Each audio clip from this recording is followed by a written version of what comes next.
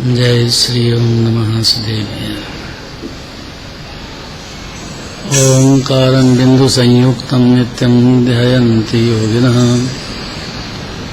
कामदं मोक्षदं चैव ओंकाराय नमो नमः।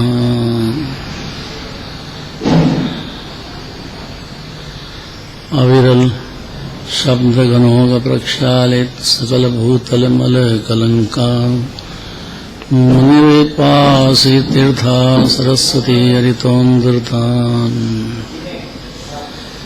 अज्ञानतिमिरान्धानां ज्ञानाञ्जनशलाकया चक्षुरं येनितं येन तस्मै श्रीगुरुवे नमः। परम्पराचार्य गुरुवे नमः। मंगलम भगवान वीरो मंगलम गौतमोगनी मंगलम कुंद कुंदार्यो जैन धर्मस्तु मंगलम। नमः समय साराय स्वानुभूत्या चकासुते चित्स्वभावाय भावाय सर्वभावान्तरचते।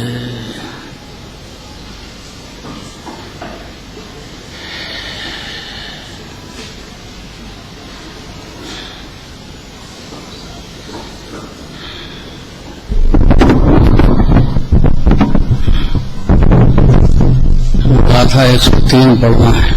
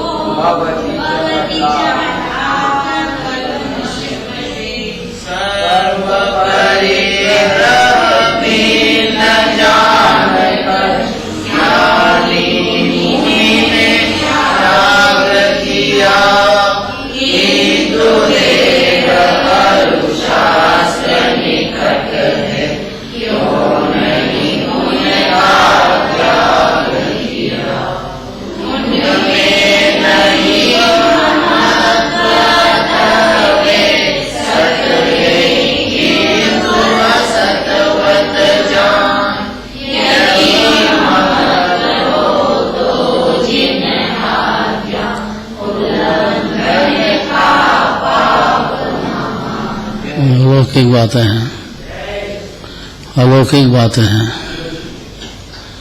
दिगंबर मुनिराज में और अनंत सिद्ध भगवान में कोई अंतर नहीं है।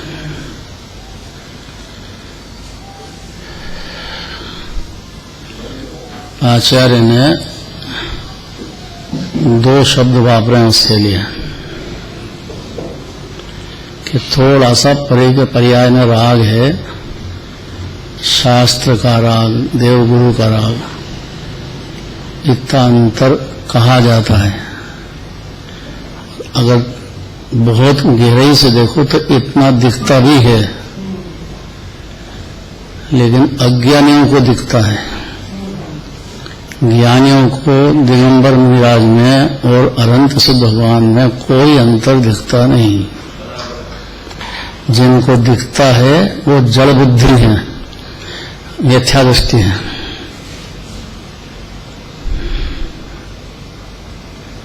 क्यों?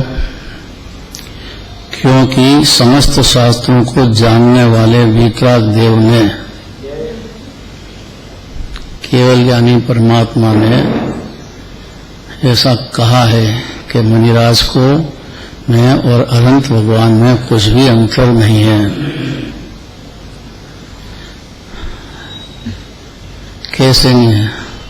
उनके पास शास्त्र होता है, देवगुरु की भक्ति होती है, भगवान के पास दर्शन करने जाते हैं। गजब तो यह कि तीर्थंकर के जीव हो तो वहां भी जाते हैं और खाली देखने मात्र से समाधान पा जाते हैं। सुना कि नहीं बाबूजी? तीर्थंकर के जीव होते हैं ना, अभी बच्चे ही हैं, अभी कल्याणक हुआ, जन्म कल्याणक बनाते हैं, छोटे से बच्चे का ही मनाते हैं ना, 1008 कलशों से अभिषेक होते हैं। इसीलिए ये है पंचमेरु, यही ले जाते हैं सारे 3 लोग हैं, यहाँ के हों के विदेश क्षेत्र के हों, कहीं के भी हों, जो तीर्थन करके जीव है उनकी बात है स्पेशल। उनने ऐसा कहा है दिव्यधनी में कि जिन्हें जो दिगंबर मुनिराज में और अनंत सिद्ध भगवान में कोई अंतर नहीं है।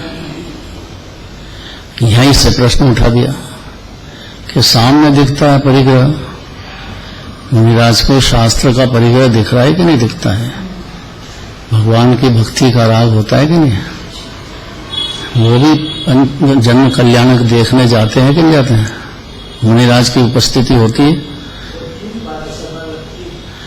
वो तो अनंत भगवान होंगे जबकि बात है, अभी तो जन्म कल्याण की बात कर रहे हैं, हैं? हाँ, मुनिराज जो है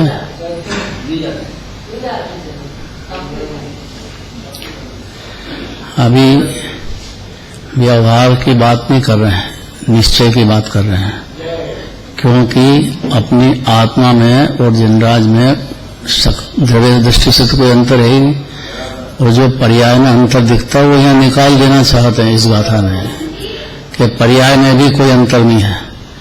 नमोकार मंत्र है, वो महामंत्र है, वो उसमें दिगंबर मुनिराज आते हैं कि नहीं आते हैं, आचार्य उपाध्याय साधु को नमस्कार अपन करते हैं कि नहीं करते हैं, तो अनंत भगवान से भगवान के साथ ही तो करते हैं, एक ही तो मंत्र है नमोकार मंत्र, लाखों को तारा, लाखों को नहीं अनंतों को तारा है और आगे भी तारते रहेंगे ये, तो मुनिराज में और अनंत भगवान में क्या अंतर है। अब देखो, समस्त शास्त्रों को जानने वाले वीतराग देव ने अपनी आत्मा से समस्त वस्तुओं को भिन्न जानकर, भिन्न जानते से सम्यक दर्शन ज्ञान तो पैदा हो जाता है, एक का तो टूट जाता है, सारे जगत से ज्ञेय पदार्थ मात्र से, इतना तो सम्यक दर्शन में होता है। कितने ही ज्ञेय दिखे, कहीं भी 4 गति में हो, लेकिन एक का तो नहीं करेंगे, मेरा है, ये सिर्फ पहले गुण स्थान में बात है। चौथे गुण स्थान में चक्रवर्ती हो, इंद्र हो और कितने ही संपदाओं का स्वामी हो, लेकिन चैतन्य की संपदा के सामने कुछ भी नहीं है वो, और चैतन्य मना आत्मा की संपदा के स्वामी बन चुके हैं चौथे गुण स्थान में, तो वो अपने वैभव के सामने, आत्मा के वैभव के सामने, अनंत गुणों के सामने उसको कुछ गिनते नहीं है, चक्रवर्ती इंद्र हो रहे हैं बाहर के वैभव को।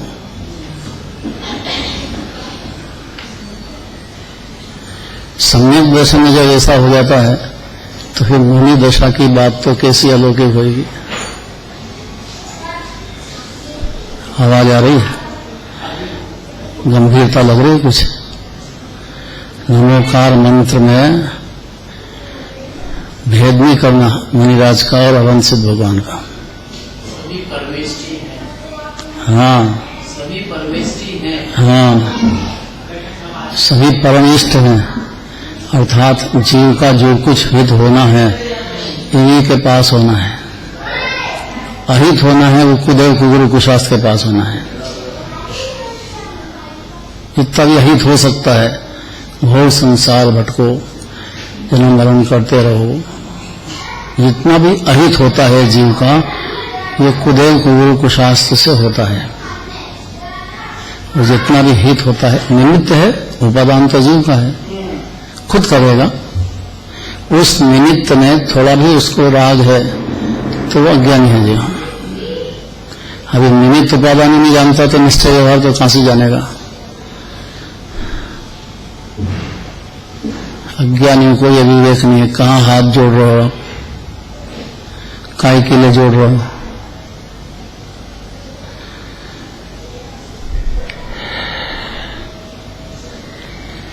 तो वीतरागी परमात्मा ने अपनी आत्मा में सब वस्तुओं को से भिन्न जान करके सबका त्याग कर दिया है। देव के अभी क्या नमोकार मंत्र की बात कही ना, पंच परमेष्टि ही महामंत्र है, अनंत काल से है और अनंत काल तक रहेंगे, अनादि काल से है ये, और अनंत जीव सिद्धालय पहुंच गए हैं इसी मंत्र से, इसकी श्रद्धा से, इसकी विनय से, नमोकार मंत्र की विनय से, उनकी श्रद्धा से पांचों परमेष्टि हैं। तब प्रश्न उठाया कि भाई अरहंत भगवान के तो कोई वस्तु का है ही नहीं ग्रहण, ये बात तो समझ में आती है, पर मुनिराज के तो भी ग्रहण है, उनकी परिणति में भी कषाय संजलन चल रही है और संयोग में शास्त्र आदि भी है। उनको कैसे हम अरहंत भगवान के तुल्य समझें कि वो तुम जड़ बुद्धि हो इसलिए तुमको ऐसा दिखता है, अभी सम्यक दर्शन नहीं होने से ऐसा ही लगता है तुमको। मुनिराज में और अरहंत भगवान पे अंतर लगता है। अब देखो क्या बताते हैं, अपनी आत्मा के समस्त वस्तुओं को भिन्न जानकर सबका त्याग कर दिया है। किन्ने? वीतरागी देव ने। अरहंत भगवान के पास सबसे ज्यादा परिग्रह दिखता है। आठ प्रातिहार्य क्या है? 46 गुणों से 42 गुण क्या है? नाम याद होना चाहिए सब। और हर अरहंत भगवान के तीर्थंकर के जीव के होते ही होते हैं। भामंडल क्या है? 3 छत्र क्या है? चमड़ होते हैं, ये क्या है? आसन पे बैठते हैं, यद्यपि अंतरिक्ष में बैठते हैं लेकिन फिर भी बैठते तो हैं, खड़े होते हैं, चलते हैं, समोसन अलग अलग जाता है, ये सब होता है। योग का कंपन होता है, अभी तो योग भी है, होता है कि नहीं होता है? इतना परिग्रह होते हुए भी भगवान को अपन वीतरागी मानते हैं कि नहीं? वीतरागी देव मानते हैं कि नहीं? क्योंकि ये है तो सही, लेकिन उनको राग नहीं है। समोषण में दिव्यधनी तो खिरती है, लेकिन उनको बोलने का राग नहीं है। और भाषा वर्ण स्वतंत्र है, उसके कर्ता है ही नहीं। वो तो समय दृष्टि भी समझता था, तो बोलने की क्रिया, लिखने की क्रिया, चल, ये सब पुद्गल का खेल है। जीव इसका कर्ता धर्ता अनादि से ही नहीं है। मानता है इतनी मिथ्या दृष्टि है जब तक मानता है, मान्यता छूटते से ही समय दृष्टि होते से ही छोड़ देगा ये कर्ता बुद्धि, हो ही नहीं सकती उसको। दिखता है, राग भी है, लेकिन राग का भी और देखने जो दिखता है उसका सबका ज्ञाता रूप प्रणमन करता है, वो चौथे गुणस्थान की बात है। लेकिन अभी बाहर के परिग्रह का राग तो है, अरहंत भगवान को राग नहीं है, वहां तक तो ठीक है। मुनिराज के तो राग सामने दिख रहा है, उनको कैसे हम कहें मुनिराज को अरहंत भगवान के तुल्य?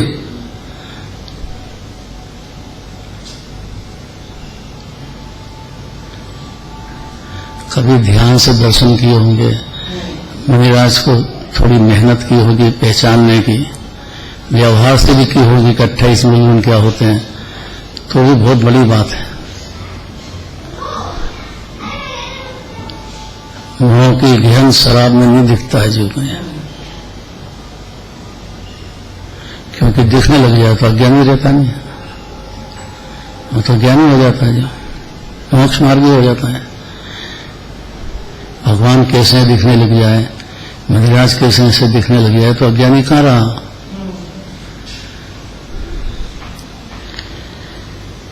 अब यदि आप कहोगे कि मुनिराज को तो परिग्रह दिखता है, अरहंत भगवान के नहीं दिखता है, और मुनिराज को भी अरहंत भगवान के तुल्य कहोगे, तो हम कैसे माने? यदि कहोगे कि सबको छोड़ते समय उन्होंने शरीर पुस्तक आदि का त्याग क्यों नहीं किया?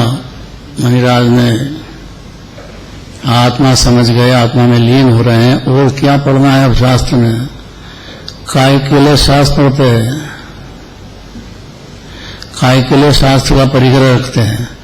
पीछे कमंडल और शास्त्र, भाई इसके सिवाय तो कुछ रखते नहीं है। क्यों रखते हैं? पीछे कमंडल भी क्यों रखते हैं? परिग्रह नहीं है,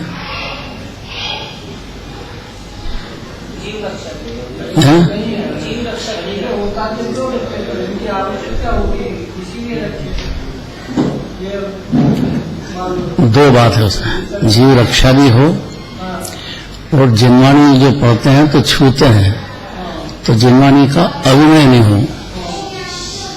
इसलिए भी रखते हैं। दो प्रयोजन समझना चाहिए। अपन मंदिर आते हैं तो नीचे हाथ धो के आते हैं कि नहीं आते हैं? तो मुनिराज भी आएंगे तो हाथ धोएंगे, तो कमंडल ही नहीं होगा तो कैसे धोएंगे? किसी से मांगेंगे क्या कि भैया मेरे को पानी दो, कहेंगे क्या मुनिराज? सबका प्रयोजन है। एक तो हिंसा नहीं हो, जहां बैठते हैं पहाड़ों पे जाते हैं आसन लगाते हैं तो नीचे बैठेंगे तो जीव रहते हैं ना, सब जगह ठसाठस भरे हैं। एक अंदर जीव तो है ही, बाकी बहुत सारे छोटे दूसरे जीव भी पाए जाते हैं सब जगह, ठसो ठस भरे हैं सारे लोकाकाश में।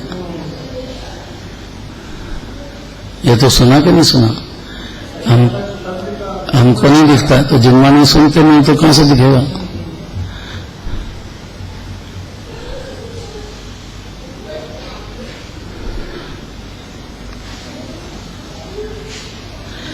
तो बस हमारा तो प्रश्न इतना है कि शरीर को त्याग नहीं किया, अभी तो शरीर है, ये भी परिग्रह है सबसे बड़ा शरीर। और फिर पुस्तकादि का त्याग क्यों नहीं किया हमने? उसका समाधान कहते हैं, उसका तर्क सुनना चाहिए अभियान से, क्योंकि तर्क बिना बैठेगी नहीं। तर्क, न्याय, युक्ति, आगम, ये सब चाहिए जीव। खाली आगम से नहीं मानेगा, शास्त्र ने कहा या कोई न गुरु ने कहा तो भी नहीं मानेगा, उसको तर्क चाहिए। तर्क माने लॉजिक चाहिए, लॉजिक।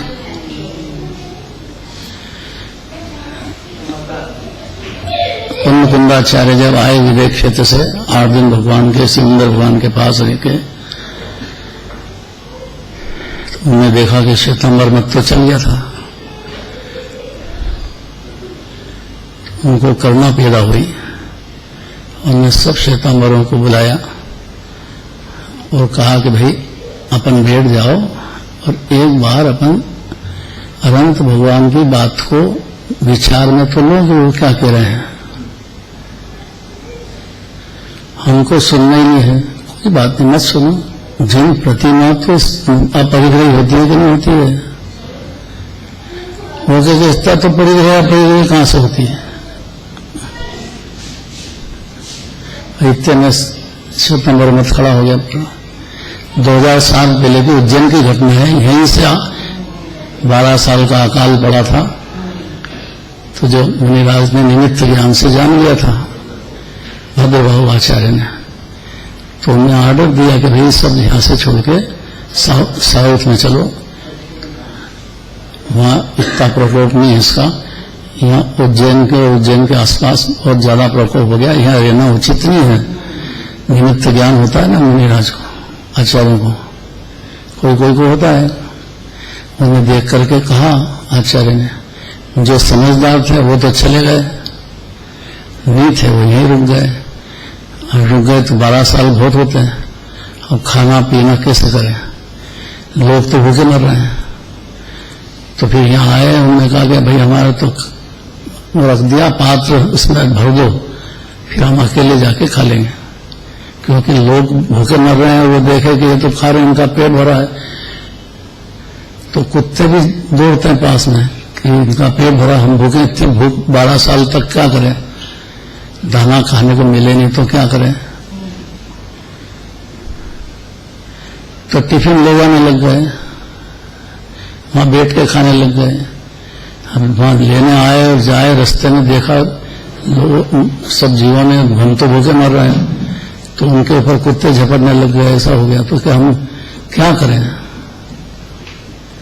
फिर जब 12 साल अकाल पूरा हुआ तब कुंदाचार्य आए, उन्होंने बहुत समझाया कि भाई देखो अपन ऐसा करो, गिरनार पर्वत पे चलो, गिरनार पर्वत पे अपन बैठो, आपस में चर्चा करो, तर्क न्याय से बात करो। अगर कोई गलती हो गई है तो वापस हो जाएगा, छेद स्थापना नियम है अपने आप। मणि दशा से भंग हो भी जाए तो वापस क्षमा का काम है। आप हृदय से उसको समझो, तर्क न्याय से अगर जचे तो छोड़ देना, नहीं छोड़ा तो मत अभी तक चलता है। यहाँ प्रश्न है कि मुनि तो है कि नहीं, कि मुनि उनको कहते हैं जिनको किंचित परिग्रह होता नहीं।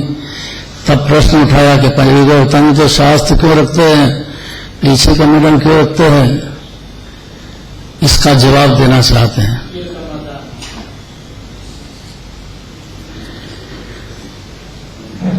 यदि कहोगे कि सबको छोड़ते समय उन्होंने शरीर को क्यों नहीं छोड़ दिया या पुस्तकादि का त्याग क्यों नहीं किया, क्योंकि शरीर तो सबसे बड़ा परिग्रह है। इसी के पीछे तो अनादिकाल लगा जीव को, अपना मानने का तो मिथ्यात्व का परिग्रह है, और मान्यता बंद भी हुई तो भी जितना शरीर को खिलाना पिलाना, उसको संभालना, पानी पिलाना, ये सब परिग्रह ही तो है उसके पीछे। काहे के पीछे आकुलता? तो उन्होंने शरीर का भी त्याग क्यों नहीं किया, पुस्तकादि का त्याग क्यों नहीं किया? उसका समाधान यह है, अब ध्यान से सुनना, देखो तर्क न्याय से बात सुनना है कि शरीर आदि में भी किसी प्रकार की ममता नहीं रही मुनिराज को। वो कोई चौथा पांचवा स्थान नहीं है। कमाने का भाव, खाने का भाव, ये सब चौथे पांचों गृहस्थी दशा है, कोई मुनि दशा थोड़ी है समय दृष्टि की या पंचम स्थान वाले की। होता है कि नहीं भाव? ज्ञानी के लिए होता है कि नहीं होता है? ऐसा थोड़ी कि ज्ञानी दुकान पे नहीं बैठेगा, कमाएगा नहीं, भाव नहीं होएगा, बच्चे नहीं संभालेगा, ऐसा थोड़ी होता है क्या? और समय दृष्टि है।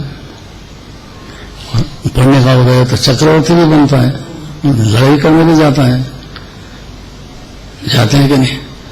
भाई भाई का झगड़ा भी होता है, हुआ कि नहीं? बाहुबली भगवान का भरत जी का झगड़ा हुआ कि नहीं हुआ?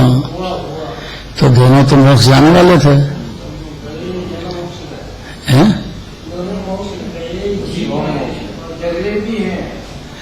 अरे ऐसा तो भाई भाई ये झगड़ा, तो इसमें क्या नाराजी की बात है?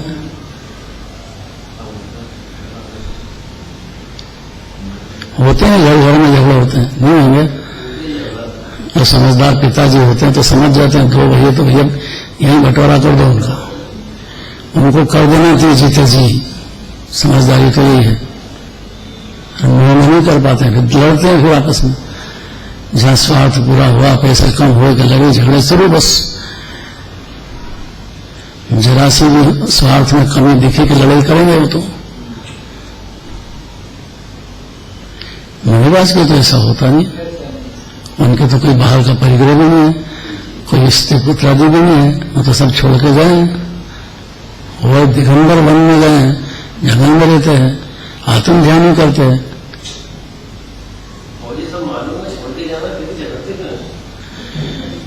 मूर्ख है, ऐसा नहीं समझते कि जाना है, बोलता है कि जाना है, मानता नहीं है। ये तो तन उपजत अपनी उपज जान, तन नशत आपको, मेरे तो अंदर मैं तो इतना ही हूं, बस देह छूट गया, फिर किसने स्वर्ग देखा, अगला जन्म किसने देखा है? मानता ही नहीं है कि अगला जन्म भी होता है। बोलता है, अनुमति भी बोलते हैं अगला जन्म होता है, लेकिन वो इसमें मगन है, जैनी भी बोलता है लेकिन मानता नहीं अंदर से। माने तो समय बचे हो जाए, उसके तो नेत्र खुल जाए अंदर से, मान ले तो प्राप्त पर्याय जितना ही सोचेगा कि अगले जन्म का भी सोचेगा, और दिखेगा अगला जन्म तो पाप भाव से नरक में जाएगा, इतना नहीं समझेगा तो पाप भाव से बचेगा कि नहीं बचेगा? कैसे बचे? तो पूजा करेगा, भक्ति करेगा, अच्छी आवश्यक करेगा, इतना नहीं समझेगा तो क्यों करेगा? उसको दया ही कहां अपनी, लोभान है, लोभान बिल्कुल। अभी देखेंगे बहादुर, कल का दिन और हिम्मत कर लो बस, अब परसों देखें कौन कौन बहादुर आते हैं, मालूम पड़ जाएंगे, देख लेंगे, परसों देख लेंगे। कभी आ भी गया है तो क्षमा वाणी कर लो, अच्छा भैया क्षमा मांग ली, बस अब फिर कौन आवे? अरे बहुत कठिन है, बहुत ज्यादा कठिन है। मंदिर आना, भगवान की पूजा रचना, वहां पुरुषार्थ है जीव को। महान कषाय का भूत चढ़ रहा है उसको जबरदस्त, ये मंदिर में मान मिलेगा तो आएगा, नहीं मिलेगा तो नहीं आएगा। और मूर्ख किसको कहते हैं? या मान तोड़ने की जगह वहां मान बढ़ाना चाहता है। तब जवाब देते हैं कि शरीर आदि को भी किसी प्रकार से ममता नहीं रही मुनिराज को, इसलिए वे मौजूद होते हुए भी, अर्थात शरीर भी है और पीछे कर्मगुण का परिग्रह भी है, शास्त्र भी है, ये मौजूद होते हुए भी नहीं मौजूद की तरह ही है, ही लगा दिया है, होते हुए नहीं है। जैसे समय दश होती है, अब घर में रहते हुए भी घर में नहीं है, अलग ही हो। गेही पे ग्रह में न रचे जो जलते भिन्न कमल है, कमल सरीका अलग रहेगा परिवार में तो सम्यक दृष्टि है। राग भी होगा, सब होगा, लेकिन ये तो सब है, भिन्न है, राग राग में रह गया। मेरा यहाँ क्या परिवार से क्या लेना देना? ये तो मेला है ना पंछी का, छूटेगा, अभी कोई पहले जाएगा, कोई आगे जाएगा। पति पत्नी है तो वो कोई ना कोई तो पहले जाएगा, कोई दूसरा बाद में, एक साथ जाते हैं क्या? लेकिन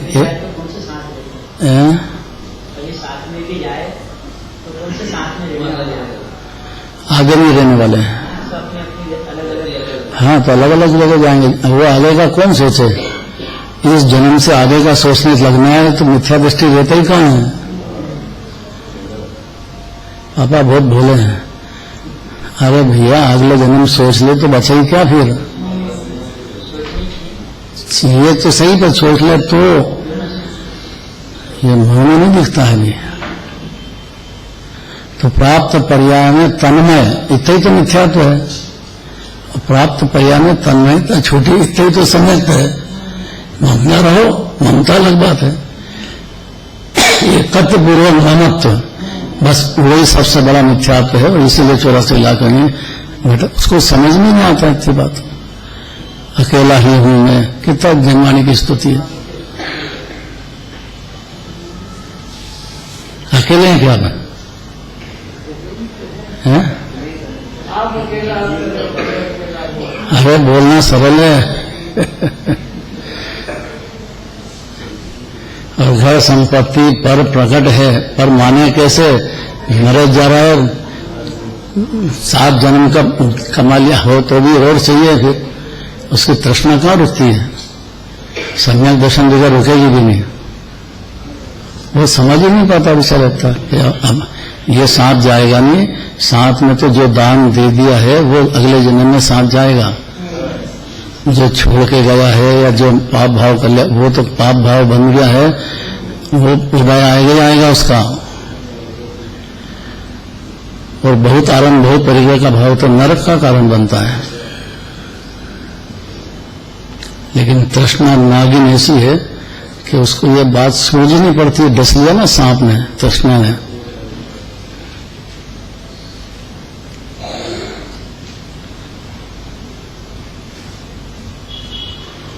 कितनी बुरी लग रही है सबको। आज और हिम्मत कर लो बस,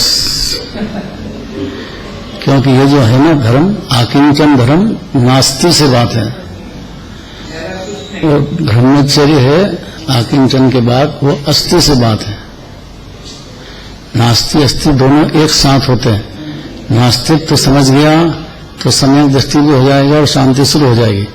अस्तित्व तो समझ गया अपना पर से भिन्न, तो भी शांति शुरू हो जाएगी। ये दो ही आकिंचन धर्म में हम न किसी का कोई न हमारा, झूठा है जग का व्यवहारा, तन संबंधी सब परिवारा, सोतन हमने। भाई इतने ज्ञानी हो गया, शरीर को भिन्न जानने लग गया तो अज्ञानी कहाँ रहा? इसके आगे क्या है छोटा सा?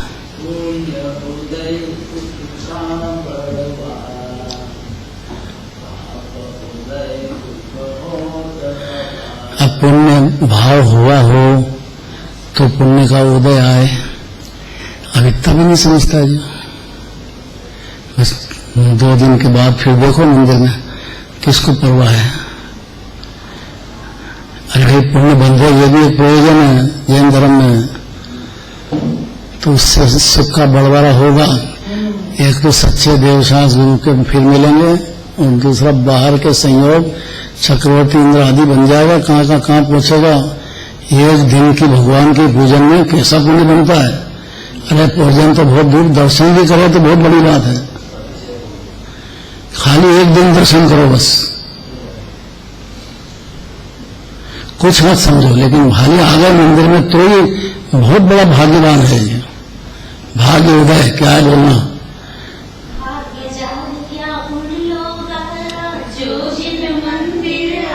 उसका भाग्य जाग गया हो। और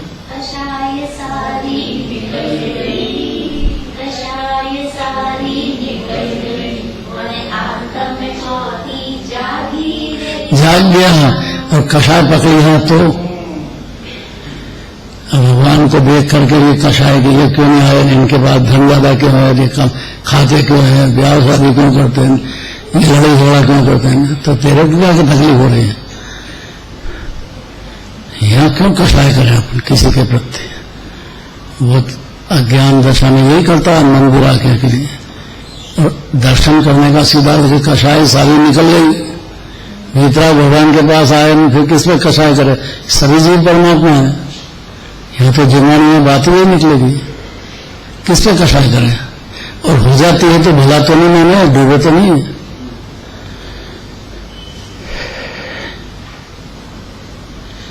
आयु कर्म का नाश हुए बिना ये छूट नहीं सकता है परिग्रह निराश से। क्या करें।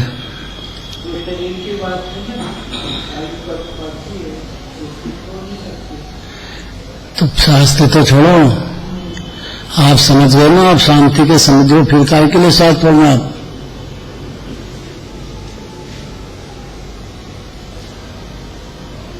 और काय के लिए पीछे का मंडल रखते हो। फिर ये परिग्रह नहीं है भाई। देह तो नहीं, चलो आपके हाथ में नहीं छूटना, आयु कर्म के हाथ में, पर ये तो आपके हाथ में है ना शास्त्र रखना।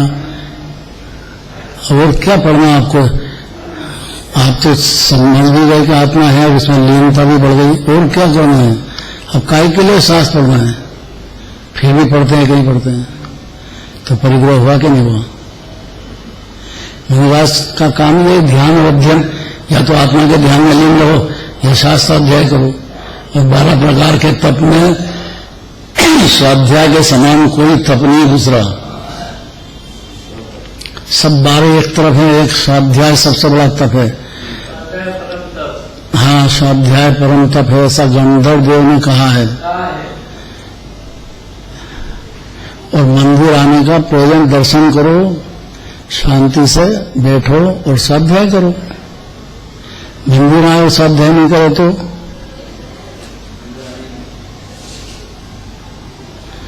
कि मैं तो समझ गया परमात्मा है, और क्या। तो मंदिराज नहीं समझते हैं क्या, वो क्यों अध्ययन करते हैं फिर। अपनी परिणति में अभी हाल केवल ज्ञान नहीं हुआ है, बहुत कमी, अभी जन्म मरण खड़ा है सामने। अभी देह छूटा के 6ठे 7वें स्थान वाले चौथा रह जाएगा आयु कर्म पूरा होते से ही। गारंटी है देह छूटने के टाइम पे छूटेगा कि चौथा स्थान ले जाएगा। मुनिराज भावलिंगी संत हो तो ऐसा वस्तु स्वरूप ये पर क्या करें। और फिर होगा तो जैसे भाव करें ऐसा उदय भी आएगा, नहीं आएगा, माफी हो जाएगी। यहां नहीं होती है, जब भी भाव गंदे कर लिए हैं उसके फल में गंदी नालियों में जन्म मरण करना पड़ेगा बारंबार। ये सुनना चाहिए ना। अपने परिणाम क्यों खराब करेंगे, किसी की निंदा क्यों करें, काय के लिए करें। किसी भी भगवान आत्मा की निंदा करने का क्या अधिकार आपको।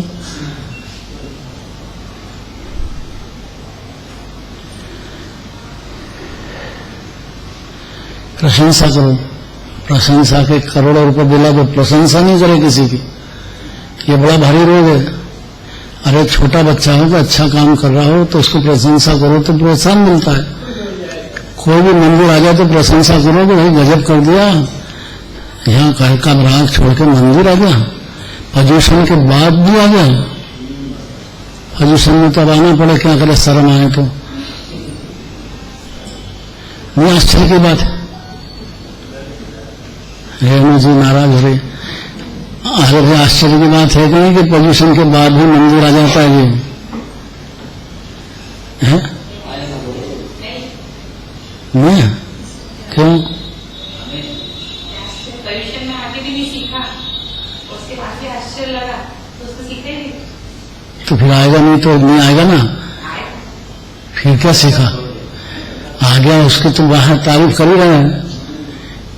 पोजीशन के बाद आ गया उसकी तो बहुत तारीफ करते हैं जगवानी, बहुत प्रोत्साहन देती है, लेकिन आवे नहीं उसको क्या कहें कि हम तो टीवी पे देख लेते, वो प्रक्षाल भी देख लेते हैं, टीवी पे शिखर जी भी चले जाते हैं, टीवी पे सब देख लेते हैं, और क्या करें?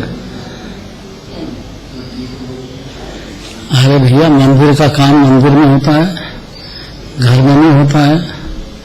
घर वाली बैठी है दुष्ट भी, वो कहेगी क्या बैठे हो, ये काम करो, सब्जी सुखाओ, मन्नू को खिलाओ, इसको नहलाओ। मैं अकेली रहूंगी क्या, अकेली काम करूंगी?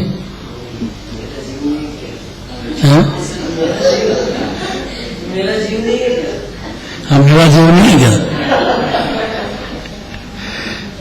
हाँ, मैं कहते हैं तो तुम्हारे पाप का होगा जो तुम बना रहे हो, मेरे पुण्य का होगा जो मैं बैठा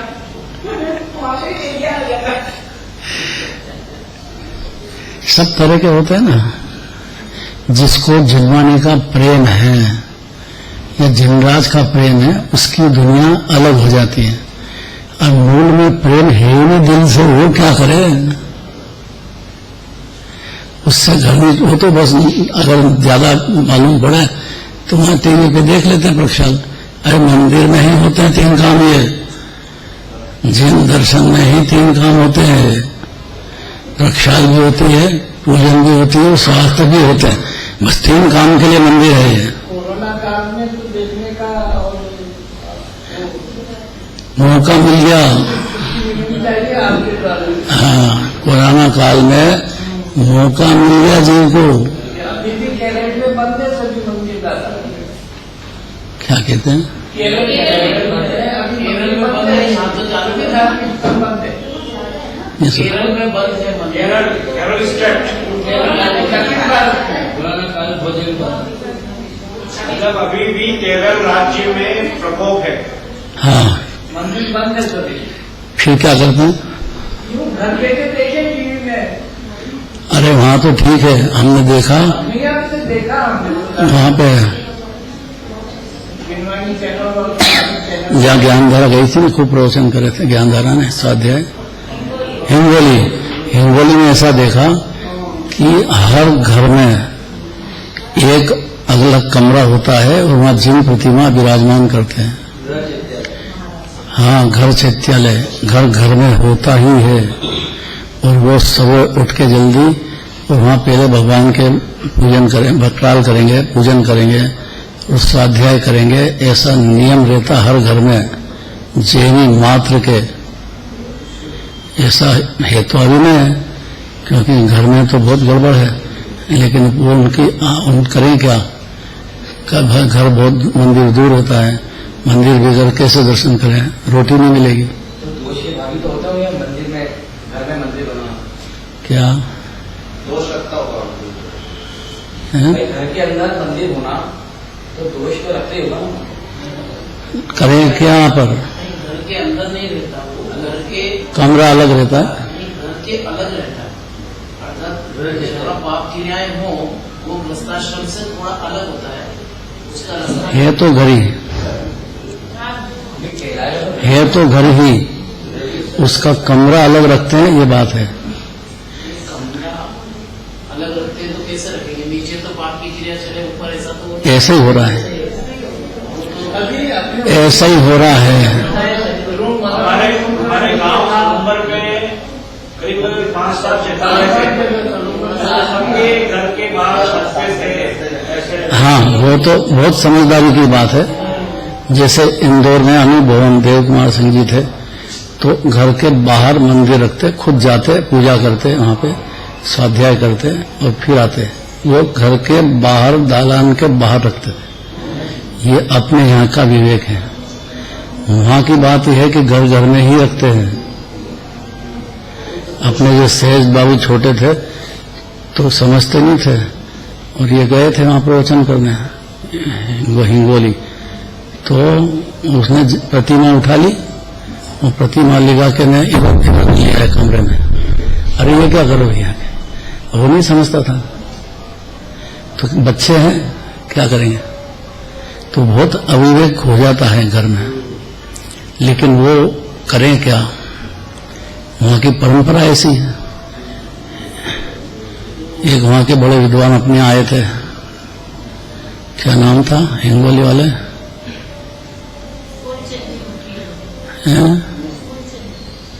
नहीं फूलचंद जी सिद्धांत शास्त्री अलग बात है, हिंगोली के विद्वान नहीं थे।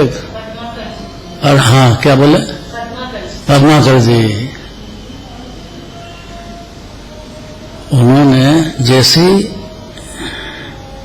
गुरुदेव का संपर्क मिला और देवशाह गुरु की थोड़ी पहचान हुई, तो उनके यहाँ पे क्षेत्रपाल पद्मावती रखे थे मंदिर में, उसको हटा करके और नदी में डुबो के आए। लेकिन घर में उनके भी मंदिर, गजब की बात है, वहां की परंपरा ऐसी है। फिर उन्होंने हटा दिया खुद ने, और ये अलग मंदिर में ही सब विराजमान करने लग गए। विवेक तो यही कहता है कि मंदिर अलग होना चाहिए, अगर है तो। विवेक की आंखें सम्यक दर्शन होने पर खुलती है, उसके पहले कुछ भी कर देगा वो, उसको होश में नहीं है। यहाँ तो मुनिराज की बात कर रहे हैं कि जब परिग्रह होना ही नहीं, शास्त्र आपको जरूरत नहीं, आप खुद उपदेश देते हो कि आप में ही परमात्मा है, आत्मा में लीन हो, आप खुद लीन हो रहे हो, फिर काय के लिए शास्त्र रखते हो। इसका जवाब सुनो, टाइम हो गया अपना, कि शरीर आदि के बीच में ही छोड़ दे तो उनका प्राणघात करने के कारण हिंसा का भागी होना पड़ता है, उसको आत्मघात कहते हैं। और शरीर को भोजन नहीं दिया या शरीर को नहीं संभाला तो जल्दी छूटेगा, उसका स्वरूप ही है शरीर का, तो आत्मघात का पाप लगेगा। इसलिए शरीर को संभालना भी जरूरी है, क्योंकि जिनराज बसते हैं इसमें देह में, अभी जीव जिनराज में कोई अंतर नहीं है। हाँ, एकत्व नहीं करते, और जो ममत्व होता है इसीलिए गृहस्थी है, भी करते करने की भावना नहीं, पर होता तो है ना बाबू जी।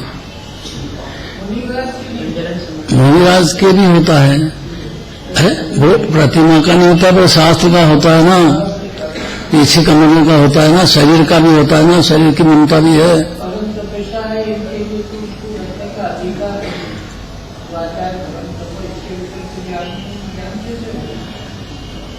ज्ञानी होते हैं अलग बात है, मुनिराज अलग बात है।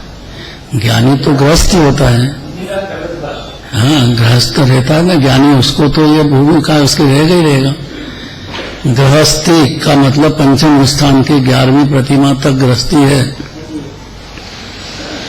और मुनिराज है वो सिद्ध भगवान अरंग भगवान जैसे, बहुत ऊंची पोजीशन है मुनिराज की। गृहस्थी अलग बात, गृहस्थी तो पूजक है पंचपरमेष्ठी का। मुनिराज के तो राग होता है, लेकिन उसको राग को न उपादेय मानते हैं न उसमें डूबते हैं। यहां भी सम्यक दृष्टि डूबता तो नहीं राग में, लेकिन बुद्धिपूर्वक उसको सराग होता है। अब करें कि आयु कम के बिना शरीर छूटता नहीं, और यदि शरीर को बीच में ही छोड़ दे तो उनको प्राणघात करने के कारण हिंसा का भागी होना पड़ेगा। आत्मघात महापाप है, सीधा नरक गति चला जाता है। ये जो क्रोध हो जाए घर में, लड़ाई हो जाए, विरक्त होता है कि मेरे को रहना ही नहीं, बस मर जाता है, सीधा नरक चला जाता है।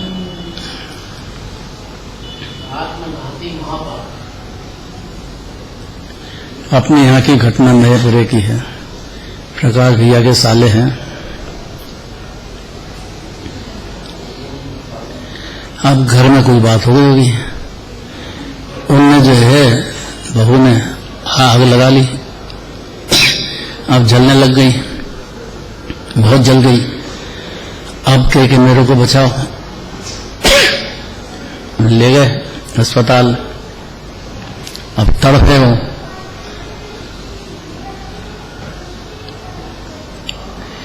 अब जब शरीर जलने लग जाता है अब जीव को लगता है कि मैं तो मर जाऊंगा, तब होश में आता है कि मेरे को बचाओ। कैसे बचाए? और वो जो भाव हो जाए ना हिंसा का, वो बहुत नीची गति में चला जाता है। होश भी आ जाए तो क्या कह सकते हैं, देह तो छूटता है ना सामने, और परिणाम में मरण भय सबसे बड़ा भय है। जन्म भय नहीं है, पर वो ज्ञानी समझता, ज्ञानी इतना समझता ही नहीं जन्म है, क्योंकि वो तो देह में मगन है कि जन्म होने में भी महा तकलीफ मां को भी है और इसको भी, होते से ही रोता है। देख लो कोई बच्चा रोता है कि नहीं रोता है? और ज्यादा यहाँ मोबाइल खेला हो ना मोबाइल में, तो पैदा होते से मोबाइल मांगता है, वो रोता है, उसके हाथ में मोबाइल दे दो चुप हो जाता है।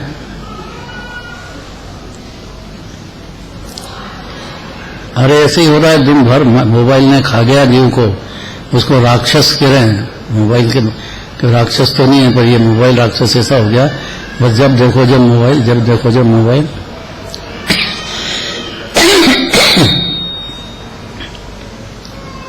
इसलिए अब क्या करें? शरीर तो रहते हैं, शरीर में रहते तो है मुनिराज, किंतु वे शरीर आदि में किसी प्रकार का भी ममत्व नहीं करते हैं। लेकिन चौथे पांचवें गुण स्थान में ममत्व है अभी ज्यादा, मुनिराज के भी है, लेकिन बिंदु रह गया, ज्यादा नहीं है। इतना फर्क हुआ है, ज्ञानी में और मुनिराज में इतना फर्क है। ममता है ज्यादा है, उनको ममता बहुत कम है। पहले गुण स्थान में, पहले गुण स्थान में क्या होता है?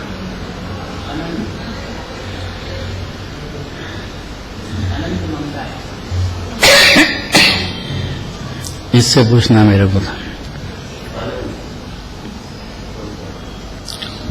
सिद्ध प्रकाश नाम बहुत ऊंचा है।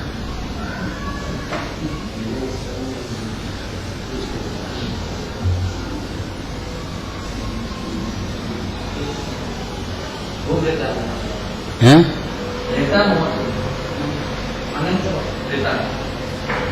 क्या होता है?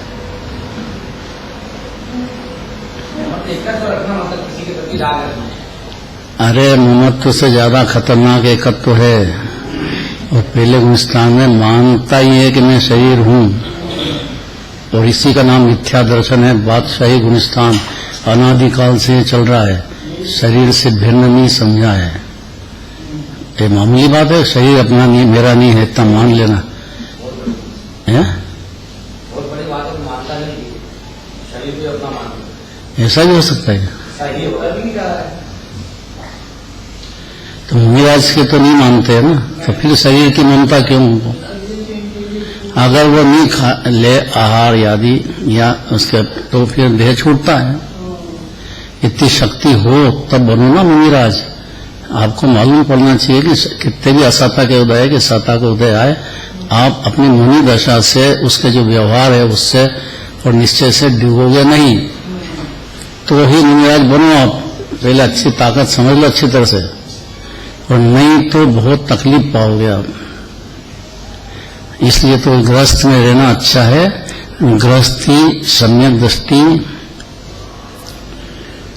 सीजंती, अभी हाल हाँ दंशन भट्टा भट्टा न सीजंती, चारित्रम भट्टा भट्टा सीजंती।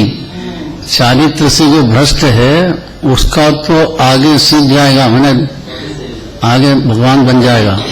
लेकिन जो श्रद्धा से भ्रष्ट है कि मैं तो देह ही हूं, तो अनंत काल तक भी उसका सीजना, जब तक ये मान्यता रहेगी, सीजना मतलब भव समुद्र से पार होना, जन्म मरण से पार होना संभव नहीं है।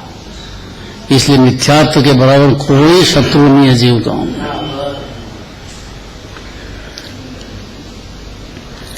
इसलिए उनके शरीर भी रहते हैं, किंतु वे शरीर आदि में किसी प्रकार की ममत्व नहीं रखते। यदि वे शरीर आदि से किसी प्रकार का ममत्व करे तो उनको जिनेंद्र की आज्ञा भंग करने वाला महान दोष का भागी होना पड़ेगा। ये बहुत खतरनाक पॉइंट है, और ये बात जीव समझ जाए तो सच्चे गुरु को पहचान जाएगा और खोटे गुरु से बच जाएगा, नहीं तो नहीं बचेगा। और यहाँ ही सारे दिगंबर धर्म में यही समस्या सबसे बड़ी है कि मुनिराज के मामले में ही सबका झगड़ा आपस में चलता है। निश्चय वालों का मंदिर, व्यवहार वालों का मंदिर, ये निश्चय वाले व्यवहार वाले, बस। अब निश्चय व्यवहार तो हर ज्ञानी के होता ही है, मुनिराज के भी होता, तो क्या करें। एक बहुत अच्छा खुलासा किया है। आप तो शिक्षक हो ना बाबूजी, और भी धर्मात्मा हो, शुरू से प्रेम धर्म जिनवाणी का प्रेम है ना आपको शुरू से ही।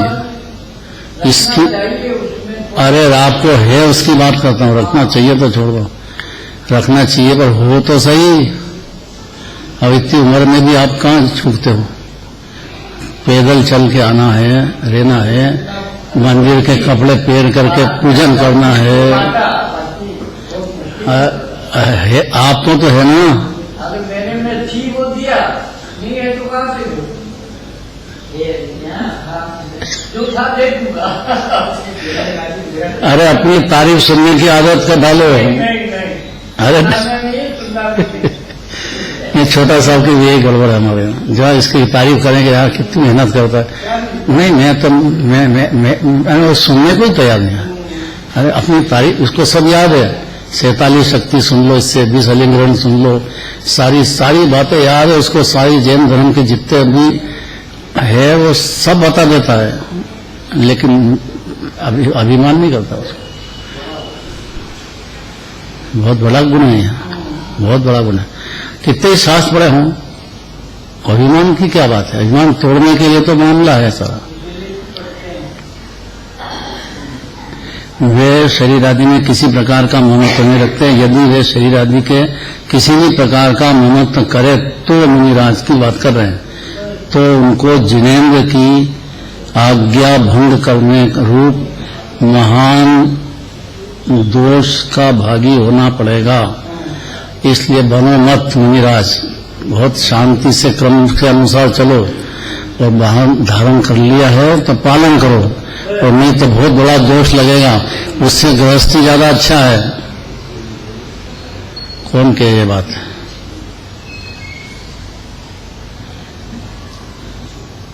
अर्थात जब तक उनको ममत्व रहेगा तब तक वे मुनि ही नहीं कहे जा सकेंगे।